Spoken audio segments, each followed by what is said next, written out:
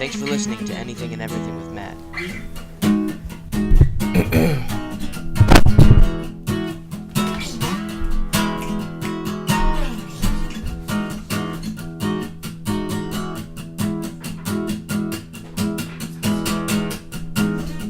Welcome to the wheel, what you said to me, condescending me. Take a seat, take your life and plot it out in black and white.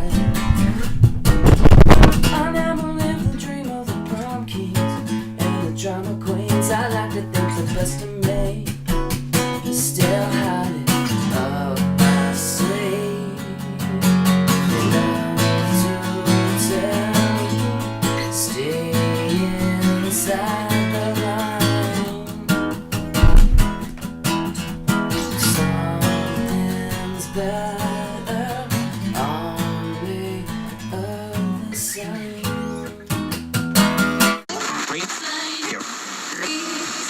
Are you listening? It's Anything and Everything with Mel.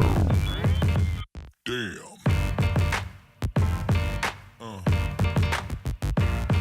Yeah. Yeah. This is Anything and Everything with Matt, and today we're here with Comron and Justin King, Comron Fouladi. They're a part of a band called Open Your Eyes. Mm-hmm. Right, you guys have been together now for how long? He's been around for 3 years now. 3 years. 4, yeah. Yeah. Justin and I have been playing together though for 10. A decade straight. Yeah. Wow. Since high school, right? Yeah. How'd you guys meet? MySpace. Really? Yeah. Yeah, he had like a song on MySpace? there that I really liked. And, Breed days, man. Yeah, like One of the first social media. Yeah, one of my friends showed me it, and he was like, yeah, they only have one guitar player, and I had hit him up because I was playing guitar in a band forcefully because no one else we knew at that age could really play much, and I was always a bass player.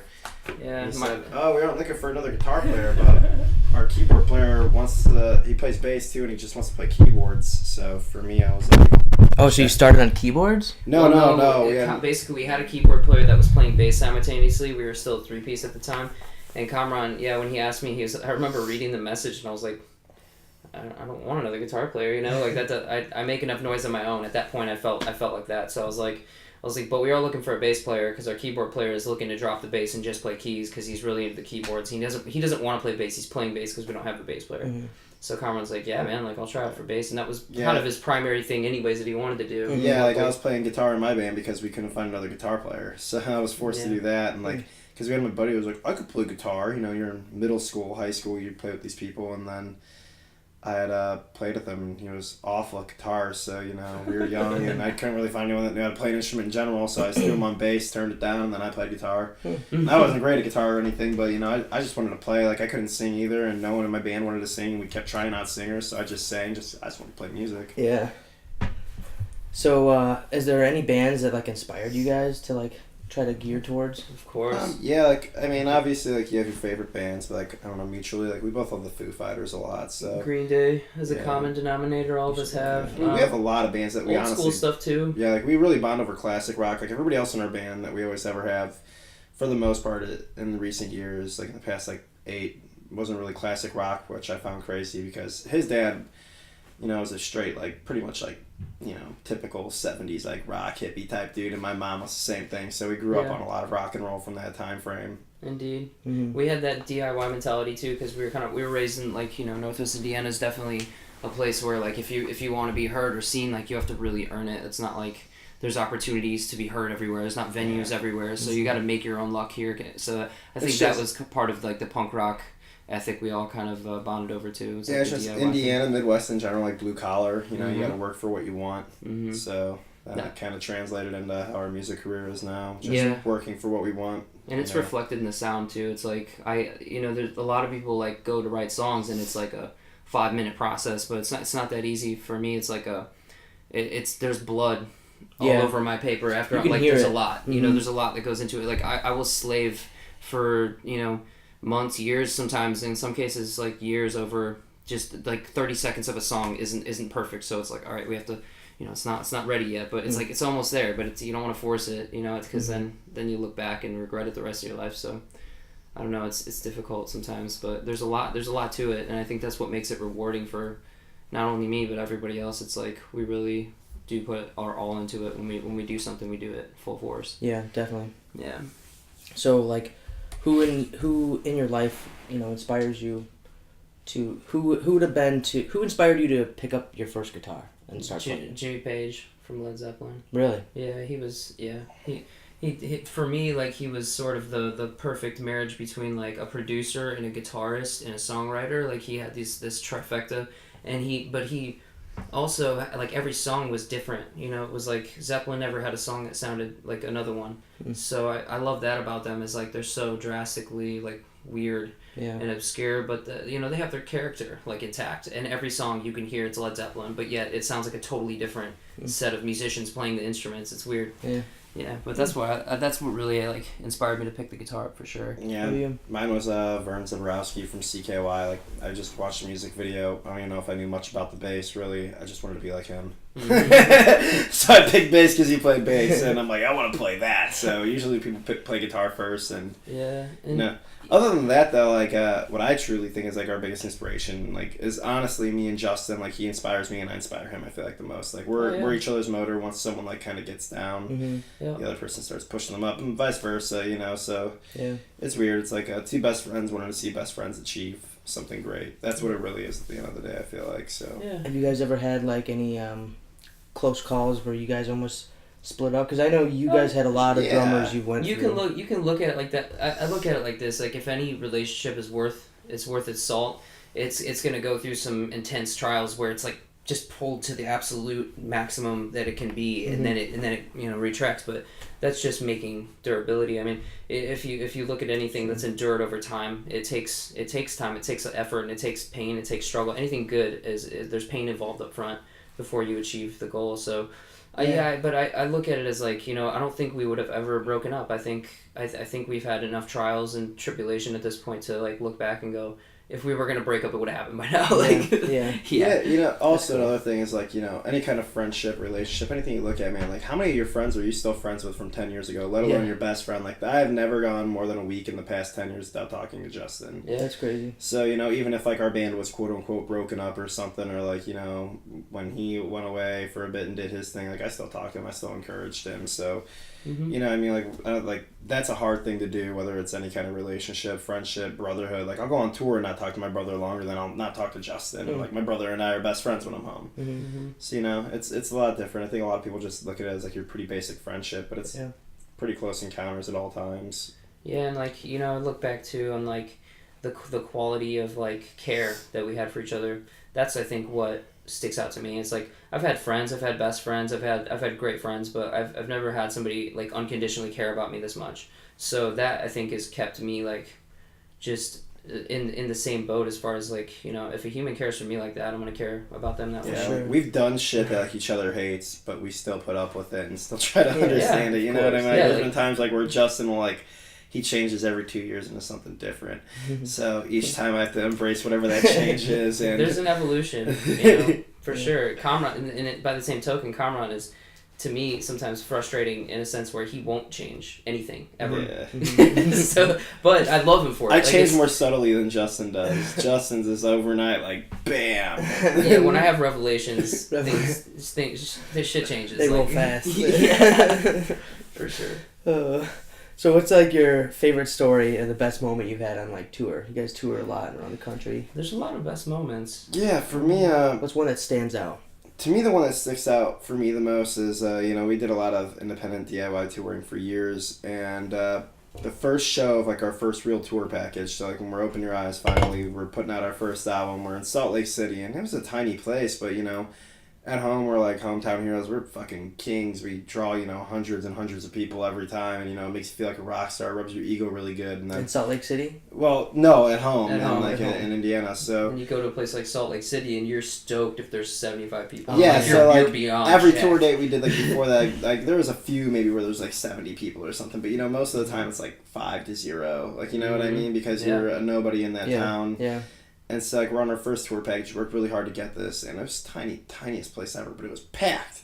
And the energy was good, and I just remember that day being, like, a defining day in my life where I'm like, finally a good crowd, and Wow. no matter like the rest of this tours would be good crowds, and they're enjoying it. So it's like finally I'm starting to like take the step at really achieving my dream. Yeah. And that was one of like the most defining moments to me in this band, where I was really, really stoked. I mean, there's a zillion, but that one's one that always sticks out to me, where I remember like one of my happiest moments. That's awesome. Yeah, mine's actually more recent. Like, I think the tours we were doing last year were really cool. I'm super appreciative for them. I think the thing in my mind that clicked, that made me realize I was like, I mean, I've always felt like a lifer in this situation, but I don't know, for some reason the album we're recording right now, there's this new song we have called Mad, and that song, after I wrote it, defined the next chapter of this band, and the sound sort of was reconstructed in my own mind, and also like on the record it's going to be a different experience. But I think that was a turning point. It was like, oh wow, this is something unique that we've never done, but I love it more than anything we've ever done. Yeah. So that was a reinventing of our sound, of our attitude in a way. It was like it's a weird song because it's like it's us in the sense that it talks deeply about things, but also not us in a sense where it's kind of apathetic in a way. But it cares though at the same time. It's this duality of insanity, but it works so good lyrically and musically, and that I think is sort of that just defines that period for us. Was like, I can't wait to hear it. When does it come out? I wish I know. Yeah. Not set date yet? No. There's what's so different about your lyrics is like you're truly an artist, because they're more like poems, Yeah, they're more like, some of them start out actually as just like words on page. I feel like that's kind of how you do it. Like you just have a thought and you kind of just start writing it down, because some of them are like, you can break down some of the lines and go back, and it can mean so much. Like you have to listen to it a bunch of times in order to catch everything. Yeah, I appreciate that. Yeah, it's not just a song with the same repeated quote, the same lines and the same verses and all that. It's actually engaging, and it means something, and you guys are making it about things that actually matter in this world, Well, yeah, I think we care a lot about it in not in a bad way, about how we're perceived, because I want to make sure that people know that we take time, and we care a lot about how the song comes out, and we care about how it's arranged. We care about every last detail of it. It's one of those things where not too many bands are interested enough in their own craft to refine every detail to the point where it gets perfect in their own mind, in their own vision. That's something that not a lot of bands are willing to do. They just want a producer to do that for them. But this album, we're kind of taking those reins over and taking our time with it, but making sure that it's what we want to play. And I think that's what is going to make it unique, and also hopefully give it some life, because there's not a lot of things out there like that today. Not a lot of bands are willing to shit the bed and do what they want to do, and if for better or worse. It's like, I'd rather fail as myself than succeed as trying to be something else that I'm not. Pretty funny. It's like we've always thought we were pretty lenient towards like getting advice from like a producer or something. But then the last producer that we were working with when we first started this record, we went out there to record it, and I think he's so used to co-writing with people, and we're fine with hey, you have an idea, throw it in, like whoever's even in the room, we don't care really who it is, it's an art form, and an art form's supposed to be humans connecting, and he just sat there and he was like, so we're like, what are you gonna change? And he goes, nothing, man. Song's already written. He's like, it's good as is. It was weird to us because Wow. But that just I think that gave us an accurate gauge on most of the bands he comes in with have a lick or a riff or a hook, and then he builds the song with them. But we had fully fleshed out demos and arrangements that were pretty much done. We all come there pretty much with parts written. Wow. 90% of what was on the demo on the 2 tracks ended up in the final. So you look at it and it's like, okay, that's why I'm excited about it, and more excited about this one than the last one, is because it's way more us, way more hands on, way more. Okay, let's fill in the blanks like we want to fill them in. Because last album was way more produced and a lot less finished when we went in to make it. So last time we were just learning how to do a lot of things that we wanted to know how to do, and we didn't really know how to do it on our own. So even now, we don't know how to do everything on our own. But that was a big stepping stone, and if we find another producer that could help us to learn some new tricks, totally always down. But this time, just how it's not how the cards turned out, and the cards were for us to just do our own record. Yeah. So we're the producers on it. Do you get nervous when you go up on stage? No, not at all. Nothing? I do. You do? I do. Yeah, even when you're playing at restaurants and stuff? Yeah, sometimes. That's where I would get more nervous. I get more nervous if there's less people. And it's just quieter setting? Well, it's just, I feel like when there's less people, everything's focused on you to a very, I mean, I'm sure it's not, but, you know, I feel like when it's less people, everything's focused on you. Oh, like less band members? No. Like less audience? Less audience. Oh, okay. They're, you know, the more intimate, the more pressure. Yeah, to me, the bigger, it's like, oh, well, whatever. Like, you know, there's so many things going on. They're so awed by everything that if you make a little mistake, no one's going to notice. But if you're playing in front of, like, 5 people, 10 people, like, screw that. Yeah. I hate that. Because then they're like... See, it's always been, like, to me, like, intimate audiences bring a certain unique pressure, but there's... The big audiences are always... It's like, you have to prove yourself for us because we're not that band that, you know, has a massive following or anything. We have to earn respect, and so when you go out on tours opening for bands, you want to go out and you want to make sure that when you walk up the stage, you represented yourself to your fullest potential, and that's the demon I fight with all the time is like, man, I didn't, you know, I shouldn't have ate that, or I shouldn't have drank that milk for breakfast, or whatever. Like the smallest things can throw a performance off. Dairy constricts the throat, so I'm really hard on myself vocally. Like a lot of times, I don't know if I've ever sang a show I'm proud of. I think a lot of times too, it's like, you know, the amount of pressure and focus you put towards perfection can actually hinder the level of perfection. So like, if there's a thing I believe in called organic perfection. You listen to Billy Joe from Green Day, you listen to Dave Grohl from the Foo Fighters, those guys have achieved that to me. Are their performances note-wise pitch perfect? No, they're not. Are they, you know, the guitars, they're not making any mistakes. They make a mistake a song. Usually, you know, you can catch it if you're really watching and you know the records, but that's what's beautiful. Like, that makes it's their confidence. Well, not only the confidence, but the spirit and the energy and the passion behind the confidence, and also the not giving a fuck if there is a mistake. That is, I'm in love with that.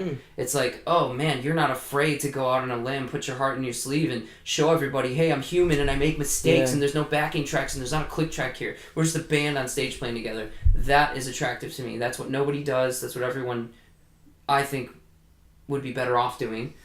Because it separates the musicians from the people trying to make music a job, and the people trying to make music a job, like a lot of these hipster bands that, you know, it's like, oh, we wrote a cool song with whistling and a lot of reverb, let's fucking have a hit on the radio. You know, that those it's over. Get out of here. I don't think that's rock and roll. I don't think it's real. These dudes that are playing like 2 notes on their guitar, but there's like 100% reverb decay, and it's like, it's just like noise, but it's not going anywhere. You know, there's barely any melody. It's lifeless. It's not breathing. It doesn't have that ferocious attitude that rock and roll, I believe, deserves. And you know, the Q101 is like called a rock station, and like the only rock they play on there is from the 90s. I don't hear any rock today. It's kind of crazy too, because like when you go to certain places like Arizona, they have an awesome rock station, and it plays all these bands that you would never know. Like, you know, like Nothing More's up for a freaking Grammy this year. You probably don't even know who Nothing More is. That's crazy. There's a band that's a rock and roll band. You don't even know who they are, and they're up for a Grammy. Yeah, bands like